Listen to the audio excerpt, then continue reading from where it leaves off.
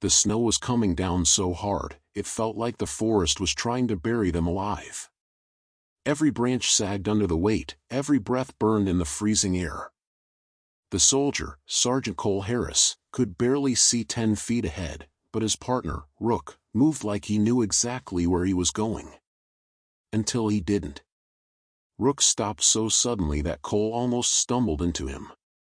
The dog's ears pricked forward, nose low, body tense. Cole tugged lightly on the lead. "What is it, boy?" The canine didn't move. Didn't even blink.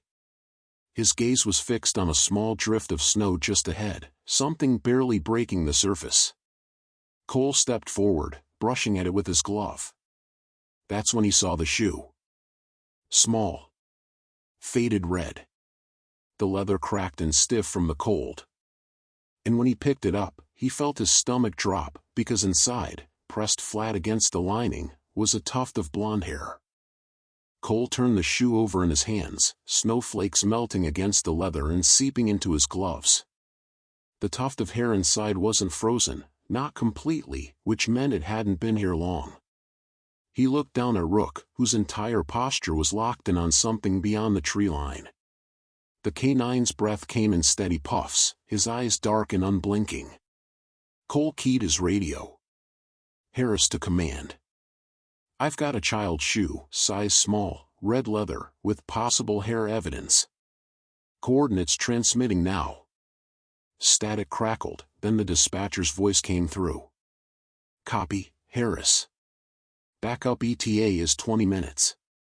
Weather's slowing them down. Advise if you need extraction." Extraction wasn't even an option. Whoever the shoe belonged to could still be alive, and Cole had no intention of waiting. He crouched, holding the shoe to Rook's nose. "Find." Rook inhaled deeply, then surged forward, paws punching through the snow with purpose. Cole followed, every step sinking past his ankles. The snowstorm wasn't letting up, if anything, it was getting worse.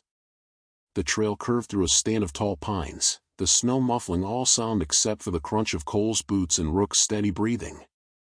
Now and then, Rook would pause, sniff the air, and adjust direction. After 10 minutes, they broke into a small clearing where the snow was deeper, undisturbed except for a faint line of impressions. Not boot prints. Smaller. Cole crouched to look, the edges were soft, already filling with snow, but they were definitely footprints. A child's. The stride was short, uneven. He keyed his mic again. "Command, I've got small footprints leading east. Trails fresh but deteriorating fast in snow." "Copy, Harris. Stay on them." They pushed on. The trees grew denser, branches heavy with ice. Cole's hood was crusted with frost, his fingers aching inside insulated gloves. But adrenaline kept the cold at bay. Then Rook slowed, ears flicking. He stopped beside a large fallen log and began sniffing along its base. Cole stepped up, scanning the ground. On the far side of the log, half buried in snow, was another object, this time, a mitten. Bright blue, small enough to fit a child's hand. He picked it up, brushing snow from the wool. It was still warm inside. Cole's pulse spiked. He clipped the mitten to his vest and gave Rook another command. "Track." They moved quickly now, urgency in every stride. The tracks ahead wove through the forest, sometimes veering toward the creek Cole could hear somewhere to his left. The sound of running water in this cold meant danger, a child out here could easily fall in. As they crested a small ridge, Rook froze again, body low, tail stiff. Cole followed his gaze and saw something just barely moving in the distance. Through the curtain of falling snow, a small figure stumbled forward, legs dragging. The clothes were dark, blending with the trees, but Cole could make out the shape, a child, no more than 8 or 9, struggling through snow almost as deep as their knees. "Command, I have visual on a possible victim. Moving to intercept." He moved fast, sliding down the ridge and closing the gap. But before he could call out, the child stopped, turning their heads slightly, and then bolted. Cole's heart lurched. "Rook, go!" The K9 leapt forward, cutting through the snow like it was nothing. Cole pushed himself harder, the cold air burning his lungs. The child's movements were panicked, erratic, glancing back every few seconds. Then, without warning, the ground ahead collapsed under them. The child vanished from sight. Cole skidded to a stop at the edge of a snow-covered sinkhole. Inside, the child was half buried, scrambling to get up, fear twisting their face. "I've got you!" Cole shouted, sliding down carefully. The snow was soft, giving way under his weight, but he reached them in seconds. The child flinched at his touch, eyes wide with terror. "Don't let him find me," they whispered. Cole froze. "Who?" But before they could answer, Rook's growl cut through the air, deep, sharp, and warning. Cole turned just in time to see a dark shape moving at the edge of the sinkhole. They weren't alone. Cole's instincts kicked in the moment he saw the figure at the edge of the sinkhole. He shifted, putting himself between the child and the shadow in the snow, his free hand going to his sidearm. "Show me your hands," he shouted over the howl of the wind. The figure didn't move. Didn't flinch.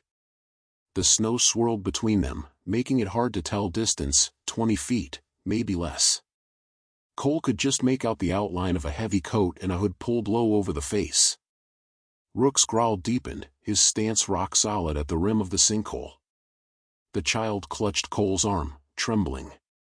"He's going to take me back," they whispered. Cole's pulse hammered. He kept his voice steady. "Not if I can help it." He raised his voice again. "Final warning, show your hands."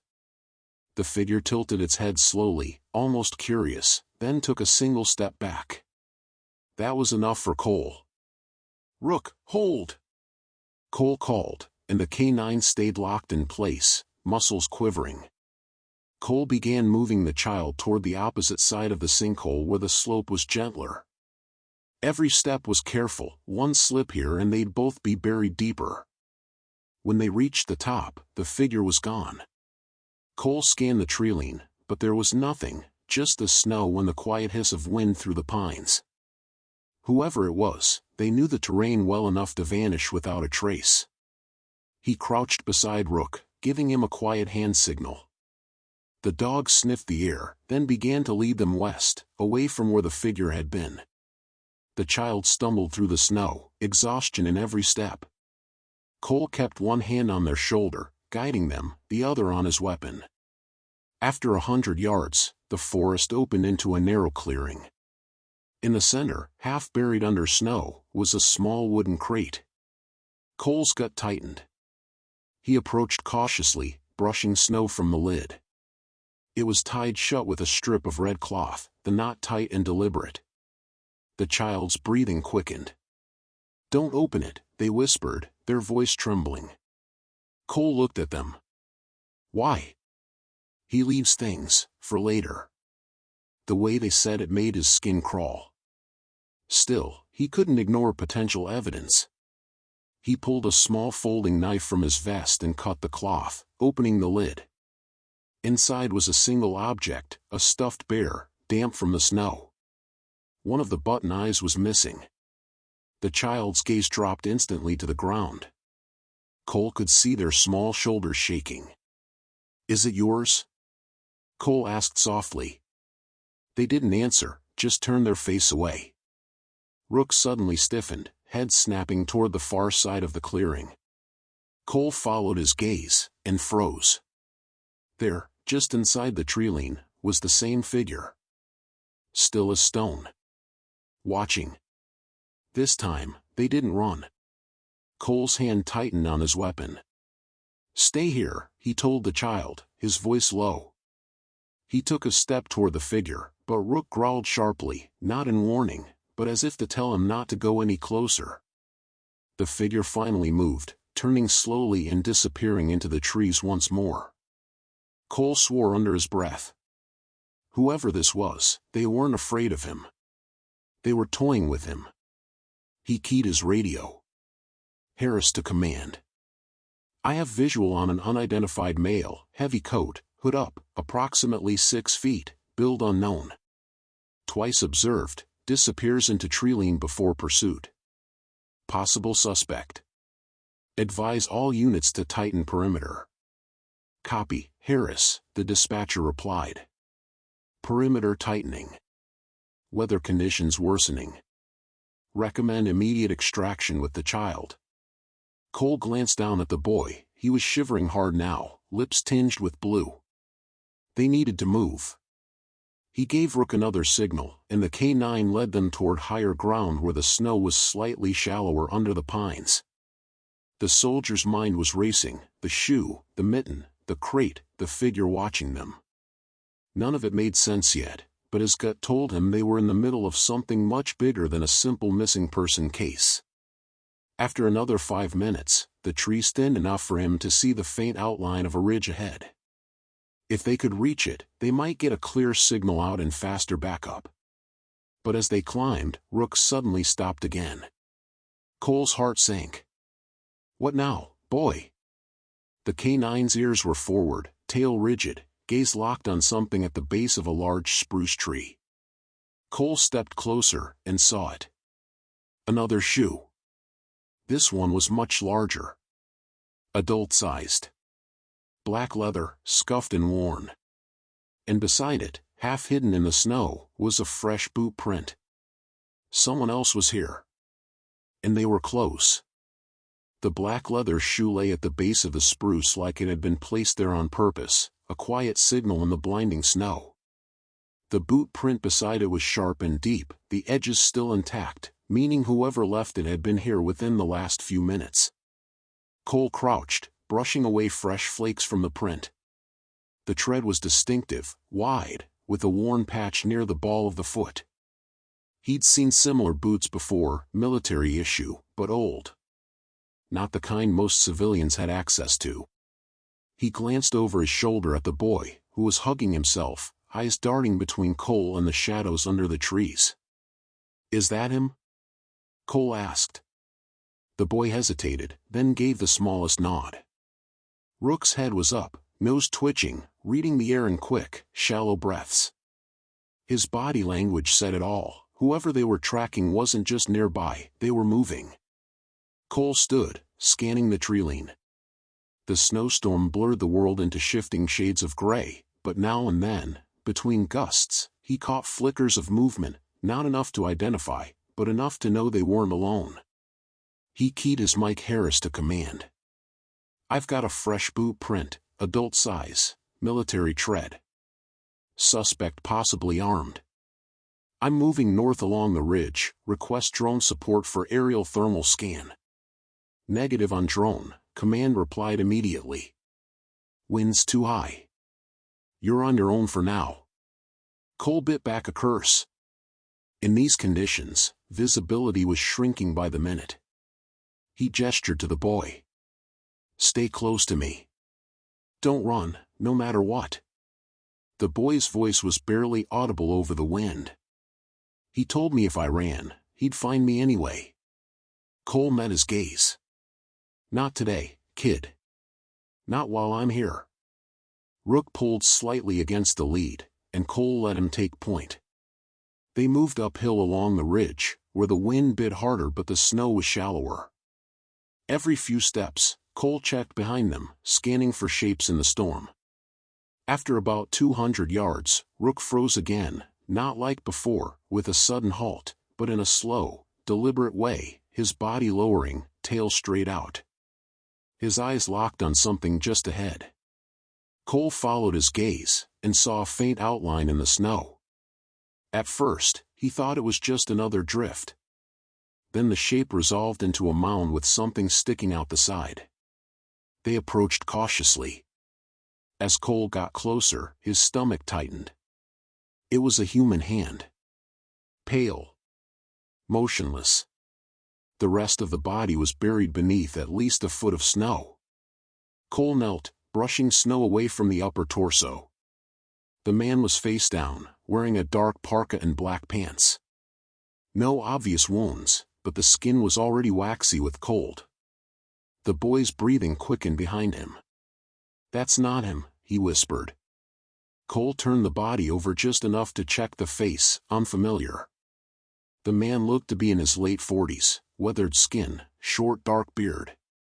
Not the figure he'd seen earlier. But something about the man's coat caught his attention.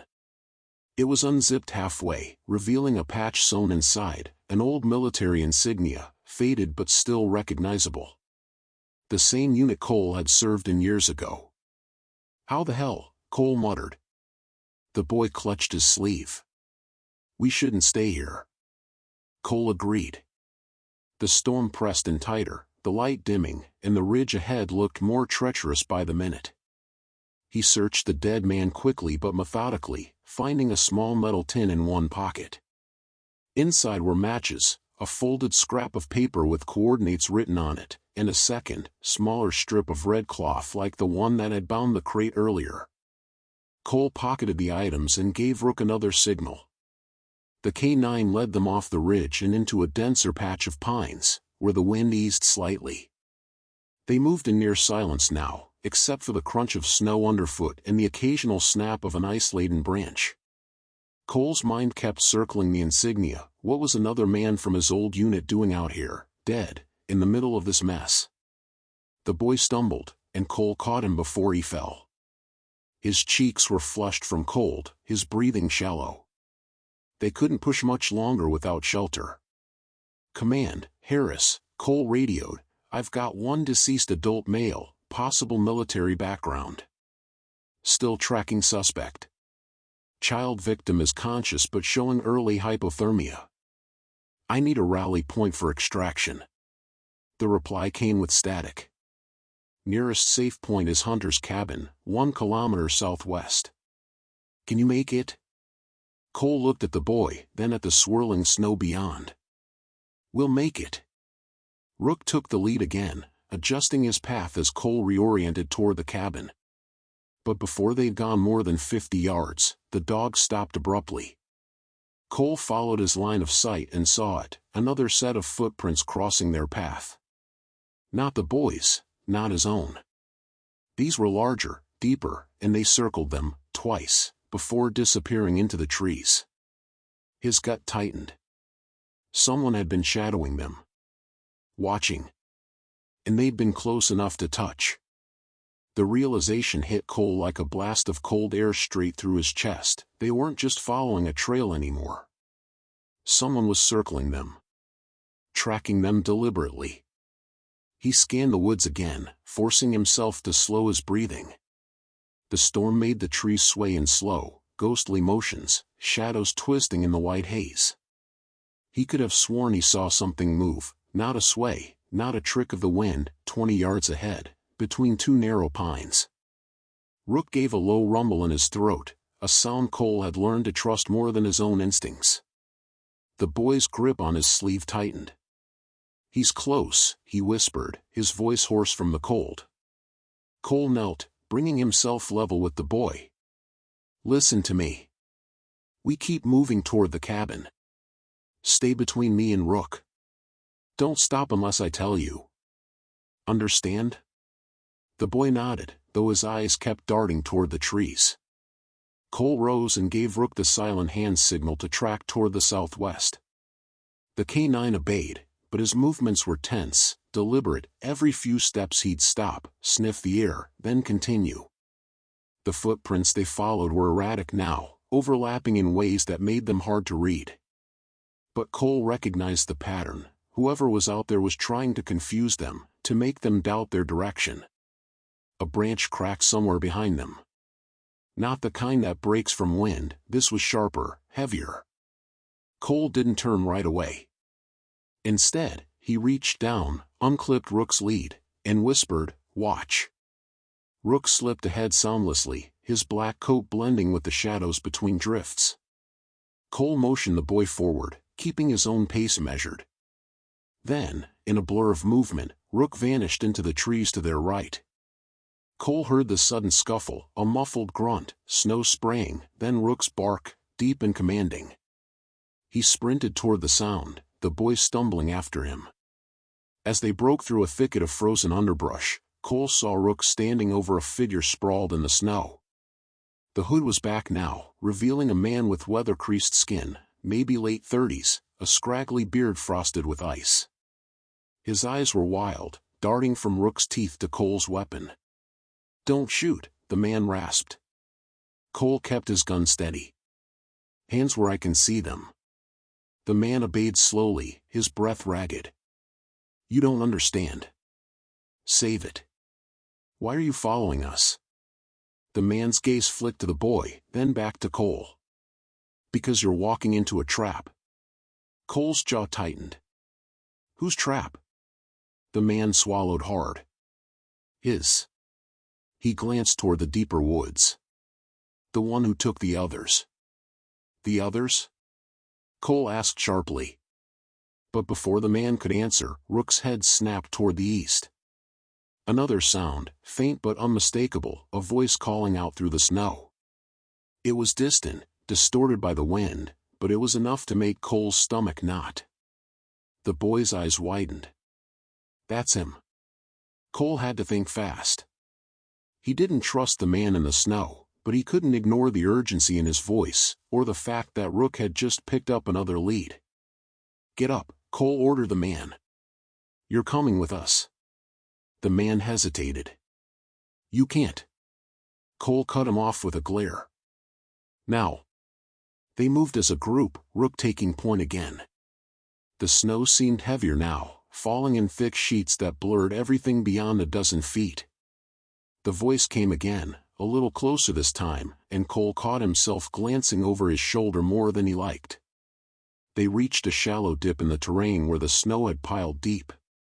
Cole's boots sank nearly to his knees, each step a slog.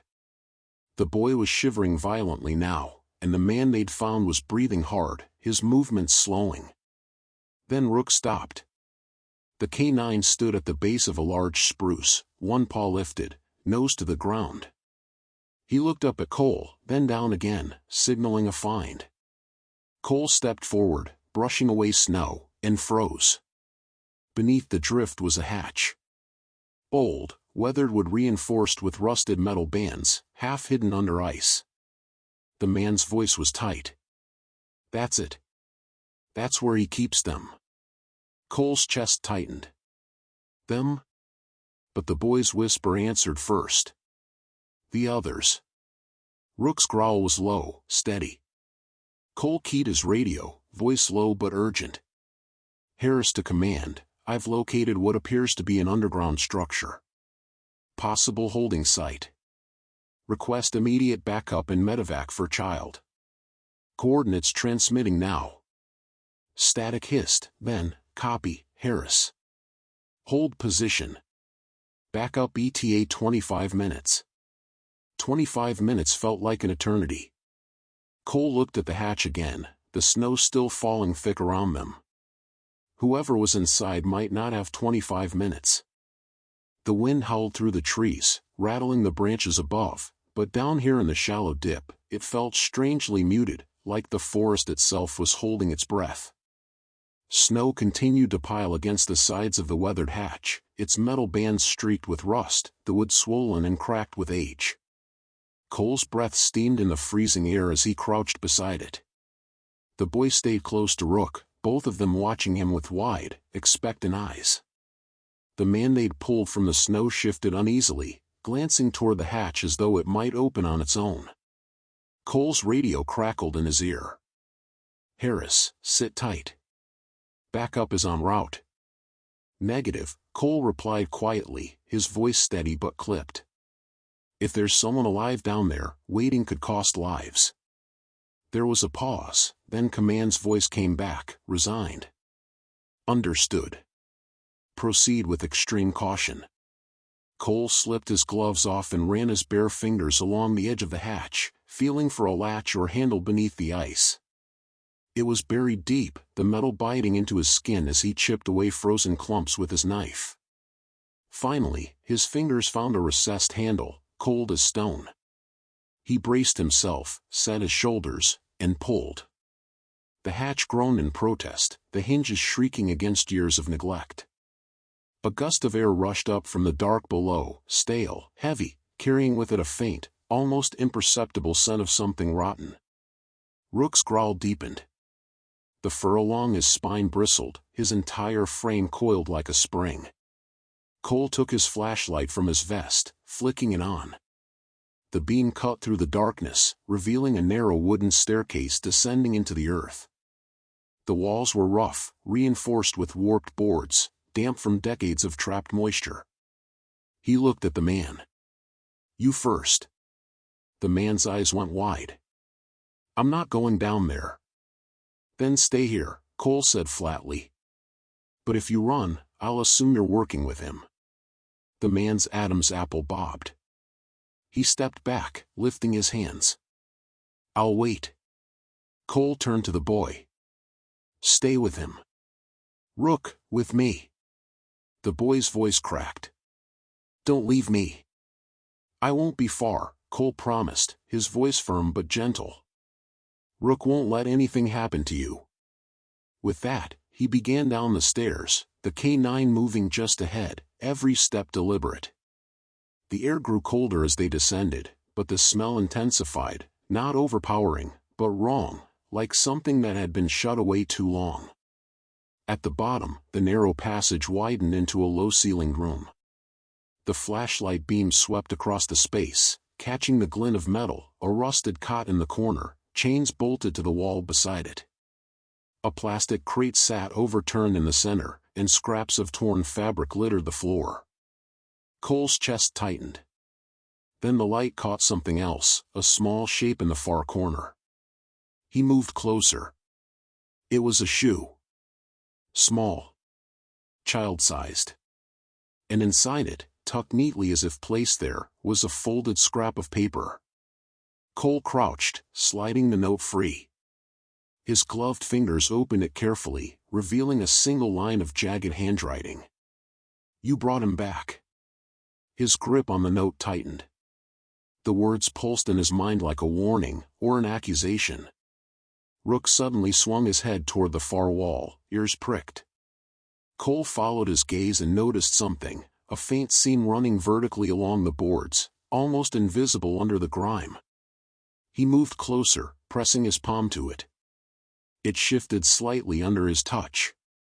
He slid the panel aside, revealing another tunnel, narrow, earthen, leading deeper underground. The air wafting from it was even colder, but carried a sound with it, faint, rhythmic, almost like breathing. Cole keyed his mic command. "I've found a secondary passage.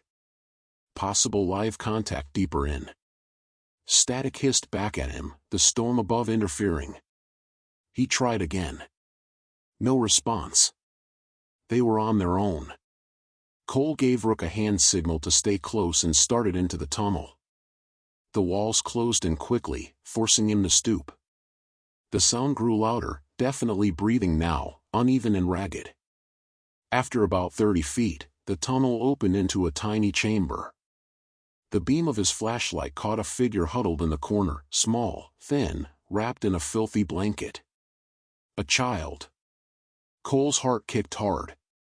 He approached slowly, crouching so his presence wasn't overwhelming. "Hey," he said softly. "It's okay. I'm here to help." The child lifted their head slightly, eyes wide and glassy. Their lips parted, and a whisper slipped out, barely audible over the pounding in Cole's ears. "He's still here." Rook's growl rolled through the space. Cole's flashlight darted to the opposite corner, and froze. A shadow detached itself from the wall, tall, slow-moving, deliberate.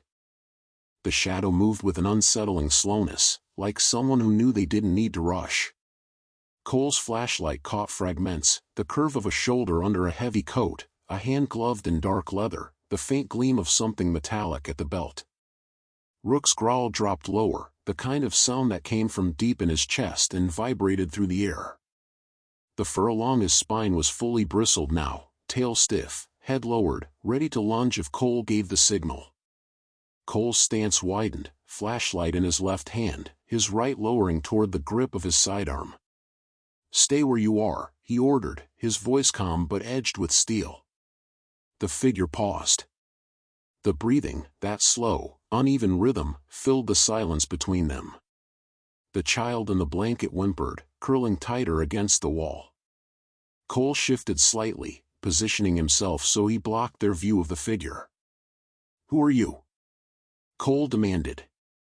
The figure tilted their head, the motion jerky, almost unnatural.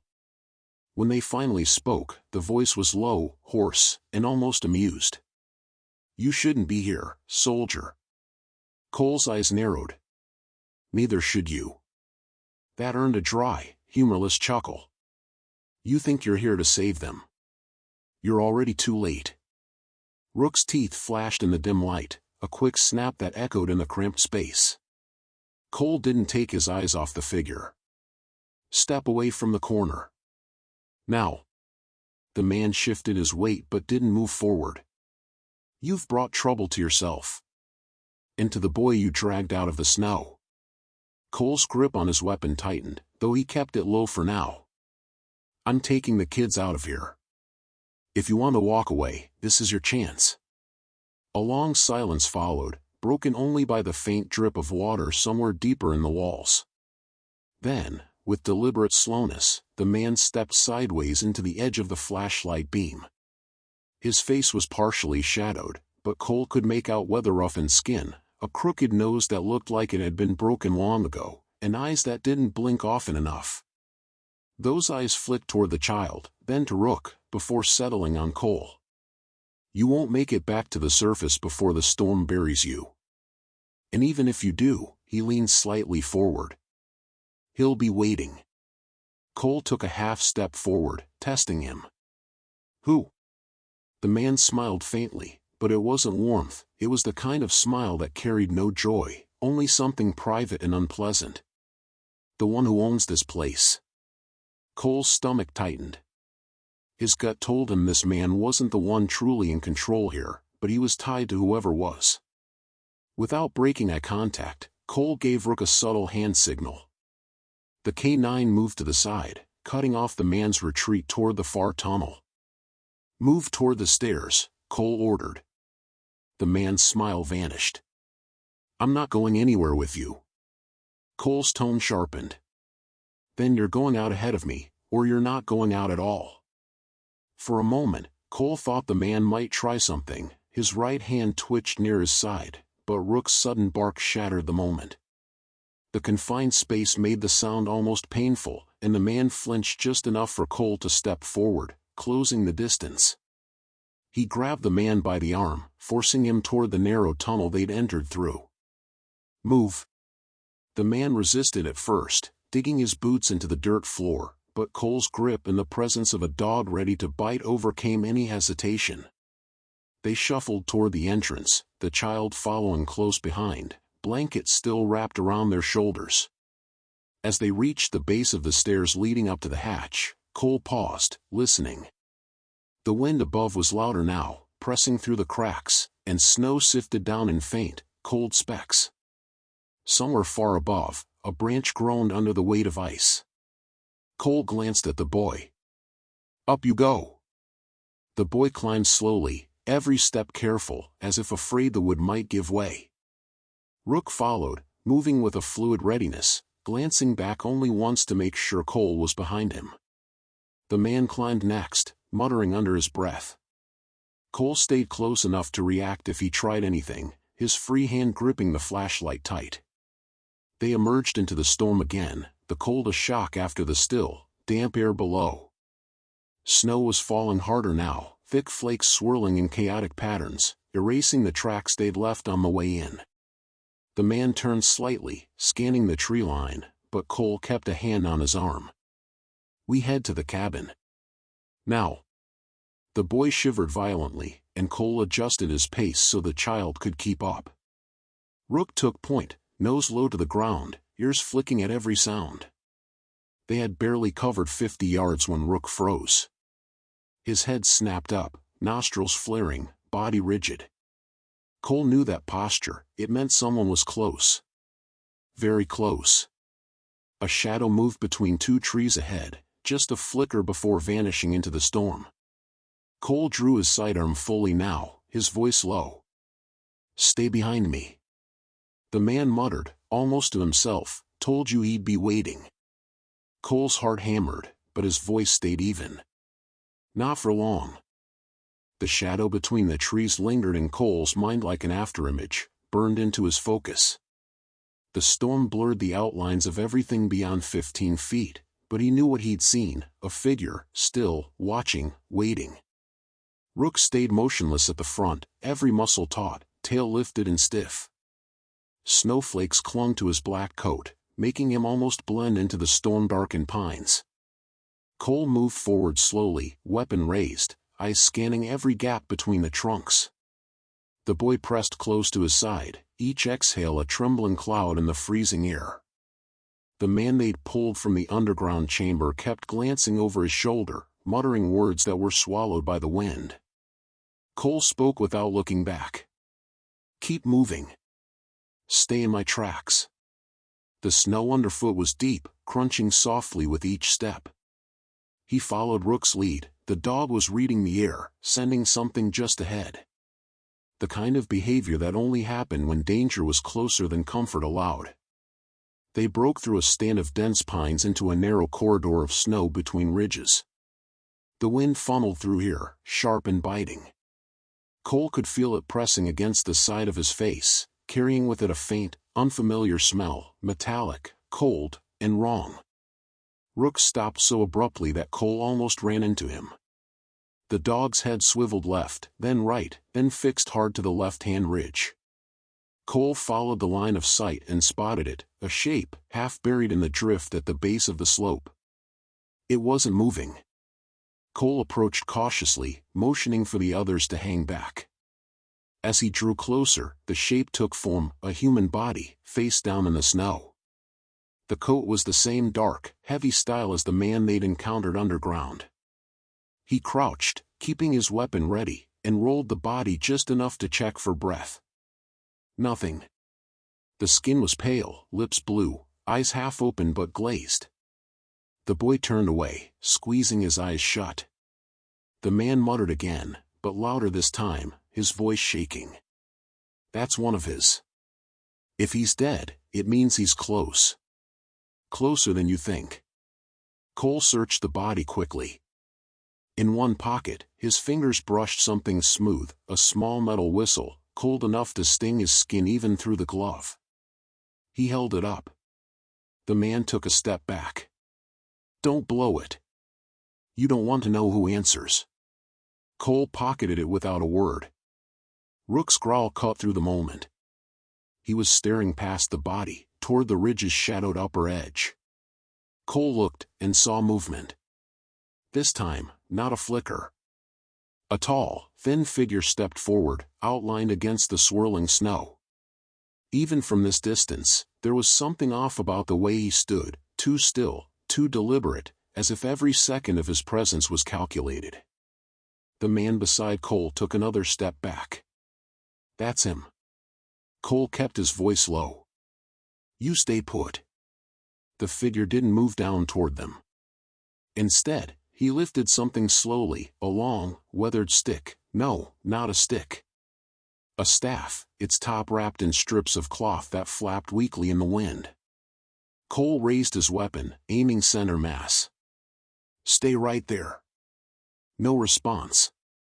The boy clutched Cole's sleeve. "Please don't make him mad."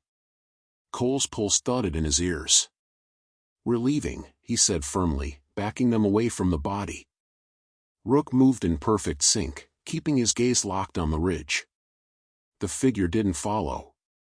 He just stood there, watching, until the storm thickened enough that his shape dissolved into the white. Cole pushed them onward, heading for a denser patch of forest where the wind's howl dulled. His mind kept replaying the man's words, "That's him." The image of the staff stayed with him, the way it had been lifted not as a weapon, but like a signal. The snow was coming harder now, the sky darkening with the promise of night. They didn't have long before visibility dropped to nothing. Cole knew they needed shelter soon. The cabin was still another 15 minutes away in good weather. In this, it could take double. Then Rook veered suddenly to the right, head low. He was tracking something again.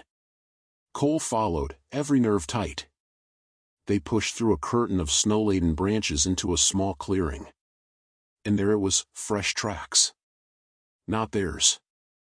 A set of large boot prints and, beside them, smaller footprints. The smaller ones staggered slightly, as if whoever made them was tired or injured. The boy froze, staring down at them. "That's her," he whispered. Cole's eyes snapped to him. "Her who?" The boy's mouth trembled. "The other one. She was with me before he took her away." Cole crouched, studying the prints. The depth told him they were recent, maybe minutes old. And they led toward the darker line of trees on the far side of the clearing. He looked at Rook, who was already facing that direction, tail stiff, nose twitching. Cole made a quick decision. "We follow. Stay close. No sound unless I say." The man gave a harsh laugh. "You're walking straight into his hands." Cole didn't answer. He just moved forward, following the prints into the trees. The boot prints cut a winding path through the trees, sometimes hugging the base of thick trunks where the snow was thinner, other times drifting out into open patches where the wind had partially filled them in. The smaller footprints beside them wavered, crossing over themselves as though the person making them had stumbled repeatedly. Cole moved at a steady but careful pace, Rook padding ahead with his nose low, the boy and the man following in silence. Every so often, Cole glanced back to ensure neither strayed. The storm was thick enough now that losing sight for even a few seconds could mean losing someone entirely. The tracks curved toward a slope, where exposed roots knotted across the path like frozen ropes. Cole's boots slipped on one, the ice slick beneath the thin layer of snow. He caught himself on a low branch, his fingers stinging in the cold. Halfway up the slope, Rook stopped abruptly. His head lifted, ears twitching forward. He inhaled sharply, the kind of deep scent draw that always came just before a discovery. Cole crouched, studying the snow ahead. The tracks disappeared over the crest, but faintly, on the edge of hearing, he caught it, a voice. It was soft, weak, almost lost in the wind, but definitely there. "Help!" Cole's pulse quickened. He gestured for silence, pressing a gloved finger to his lips. The boy's eyes widened, his breath quickening. The man shifted uneasily, muttering something under his breath that the wind tore away. Cole eased up the rest of the slope, keeping low, Rook moving in perfect sync beside him. As they crested the top, the scene below came into view, a shallow gully, sheltered slightly from the wind by overhanging branches. In the center, a girl sat half buried in snow, her back against a fallen log. Her coat was thin, soaked through, and her hair clung in wet strands to her pale face. She was shivering violently, arms wrapped tight around her knees. The larger figure from the tracks, a man in a heavy coat, knelt beside her, his back to Cole. He was speaking low, his tone almost coaxing. Cole couldn't make out the words, but the girl's posture was rigid, her face turned away from him. Cole signaled Rook to stay low, then began to descend the slope. His boots crunched softly in the snow, and he kept his weapon raised, aimed just past the man's shoulder. "Step away from her," Cole said, his voice cutting through the wind. The man froze. Slowly, he turned his head just enough for one eye to glance back. "You're following ghosts, soldier. This isn't yours to take." Cole's stance didn't change. "She's coming with us." The girl's eyes flicked to him, a flicker of something, hope, fear, recognition, sparking there. The man beside her straightened, keeping one hand near her shoulder. "You think you can walk her out in the storm? You won't make it a mile before the cold claims you." Cole's jaw tightened. "Let me worry about that." Behind him, the boy whispered, "That's her, that's who I told you about." The man chuckled, though there was no warmth in it. "She belongs here now." Rook's growl rumbled again, low and steady. Cole took a step forward. "Last chance. Move away." For a tense moment, neither moved. Snowflakes swirled between them, the storm muffling the forest into a hushed, dangerous quiet. Then the man's hand slid from the girl's shoulder, but he didn't step back. Instead, he reached into his coat. Cole reacted instantly. "Don't!" His voice was sharp, commanding. The man paused, his fingers lingering inside the coat. He slowly withdrew them, showing empty hands. "You're far from home, soldier. Out here, rules don't mean what you think they do." Cole ignored the words. He moved forward, positioning himself between the man and the girl. "Can you stand?" he asked her. She nodded faintly, though her movements were sluggish. He slipped an arm under hers, lifting gently until she was on her feet. She swayed, and he steadied her against him. Rook stepped closer, his body partially blocking the man's path to them. "You're making a mistake," the man said quietly. "Taking her means you take what follows." Cole looked him dead in the eye. "Then let it follow me." He guided the girl toward the slope, Rook keeping tight at their side. The boy scrambled ahead to help, his small hands pulling at her arm as they climbed. The man didn't try to stop them.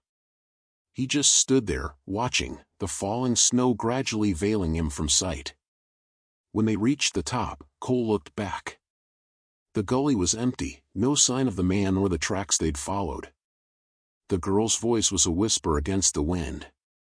"He said he'd find me again if I left." Cole tightened his hold on her. "He won't. Not while I'm here." But even as he said it, the storm shifted, carrying with it a sound that didn't belong, a faint, drawn-out note, high and thin, like a whistle. The whistle faded into the wind, but its note seemed to cling to the air, vibrating in Cole's chest. The girl flinched at the sound, curling closer to him as if the snow itself might reach out and drag her back. Rook's reaction was immediate, his head snapped toward the trees to the east, body stiffening, tail lifting high. He wasn't growling now, instead, his lips were pulled back just enough to show teeth, the low rumble deep in his throat steady and controlled. Cole knew that meant one thing: whoever had blown the whistle wasn't far. He glanced at the boy. "Stay right behind me, and don't let go of her hand."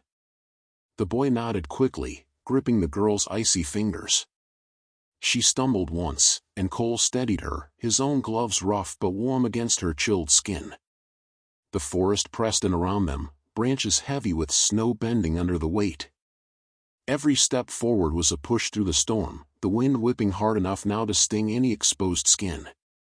Cole kept his head low, focusing on the narrow line of visibility around Rook's black shape ahead. Then it came again. The whistle. Shorter this time. Sharper. Cole's jaw clenched. The tone was deliberate, a signal, not a plea.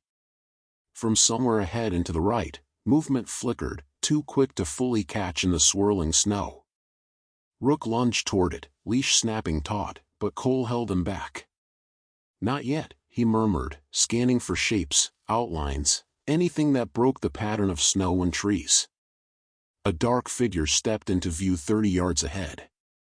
This one was taller than the man at the gully, broad-shouldered, with a hood pulled low over his face. In his gloved hand, he held something that caught the light briefly, a long knife, its edge dulled by frost. He didn't rush them. He just stood there, the knife hanging at his side, head tilted slightly as though weighing the moment. Cole adjusted his stance, shifting the girl so she was behind him. "We're leaving," he called, voice carrying in the wind. No reply. Rook's growl deepened. Cole's finger tightened fractionally on his weapon's trigger. The boy's breath quickened behind him, shallow and fast. Then the figure moved, not toward them, but sideways, disappearing behind a cluster of pines. Cole didn't relax. Men like that didn't just vanish. "Keep moving," he ordered. They pushed forward, Rook leading, the leash slack but the dog's focus unbroken. The snow underfoot grew deeper, forcing their pace slower. Twice, Cole thought he caught glimpses of the man again, a flicker of dark fabric between trunks, a shift of shadow that didn't match the wind's movement. Whoever he was keeping pace. By the time they broke into a small clearing, Cole's thighs burned from the effort of trudging through the drifts. The cabin was close now. He recognized the slope of the ridge behind it through the white haze, but the open space was dangerous. Out here, they were exposed. "Fast as you can," Cole said, and they hurried across the clearing, their steps muffled by the thick snow. Halfway across, the whistle came again. This time, from behind them. Cole spun, weapon raised, and froze. There were two figures now at the edge of the clearing. The tall one with the knife, and another shorter man in the same heavy coat as the first they'd found dead. Both stood perfectly still, the snow layering over their shoulders, faces obscured by hoods. The girl's grip on Cole's sleeve tightened. "He told me they always come in pairs." Cole shifted his stance, backing them toward the far side of the clearing without taking his eyes off the men. "Rook," he said quietly. The K9 stepped forward, head low, teeth bared. His black coat bristled against the storm's white. The taller man took one slow step forward. The other mirrored him. Cole's mind raced. He couldn't lead the kids into a sprint with those men so close, the snow would slow them too much. If they were going to make the cabin, he needed to break the line between them first. He made a choice. "On me," he told Rook, and the dog tensed, ready for the signal. The taller man seemed to sense it. He stopped, lifting the knife slightly. The whistle didn't come this time. The storm filled the silence, a living wall of sound. Cole raised his voice, sharp and commanding. "This is your last chance to walk away." No answer. Rook gave a sudden, explosive bark. Cole didn't wait. He fired once into the snow at their feet, the shot muffled by the storm but still cracking through the clearing. Both men froze. "Move!" Cole shouted, and they sprinted for the trees on the far side, the cabin's shadow just visible beyond. Rook stayed close, glancing back every few steps, the tension in his frame unbroken. When they reached the tree line, Cole risked one glance back. The men were still there, unmoving, their shapes blurring into the storm as the snow thickened. The cabin emerged from the white like a ghost, its roof bowed under the weight of snow, its weathered boards dark with moisture. Cole didn't slow until they were at the porch, ushering the boy and the girl up the creaking steps. "Inside," he ordered, scanning the tree line behind them. Rook stayed at the base of the steps, facing the storm. His posture was rigid, his breath quick, vapor streaming from his muzzle in short bursts. Cole could feel the dog's focus, whatever was out there was still watching. The boy fumbled with the old latch, but Cole shoved the door open with his shoulder, ushering them into the dim interior. The air inside was stale and cold, but it was shelter. A single wood stove sat in the corner, its iron sides lifeless and cold. "Stay here," Cole said to the kids, setting his weapon on a nearby table only long enough to secure the door with a heavy bar across it. He dropped his pack, rummaging until he found the emergency fire kit. While he worked, Rook paced near the door, pausing every few seconds to sniff at the thin gaps in the wood. His low growl was constant now, not loud, but deep enough to vibrate through the floorboards. Cole struck the flint, sparks catching in the dry tinder. The fire began to grow, the first lick of warmth curling into the air. He glanced toward the window, just white and shadow. The girl sat near the stove, her knees drawn up, eyes fixed on the door. The boy stayed close to her, glancing between her face and the window as if expecting someone to appear. Cole moved to the back of the cabin, checking for other entry points. One small window near the rear wall had its glass cracked, too small for a man, but enough for sound, scent, or a smaller figure to pass through. He nailed a scrap of board over it, his hands steady despite the weight pressing in on his thoughts. Then Rook's bark shattered the stillness, sharp, urgent, two bursts in quick succession. Cole spun toward the door. Outside, barely visible through the frost-lined glass, a shadow passed. It was too close, too slow to be the wind-blown branches. He motioned for silence, raising his weapon again. The kids didn't move, their eyes locked on him. Another shadow joined the first. Then another. Cole's mind calculated fast, at least 3, maybe more, surrounding the cabin. The snowstorm muted their movement, but the faint crunch of boots on snow reached him between gusts.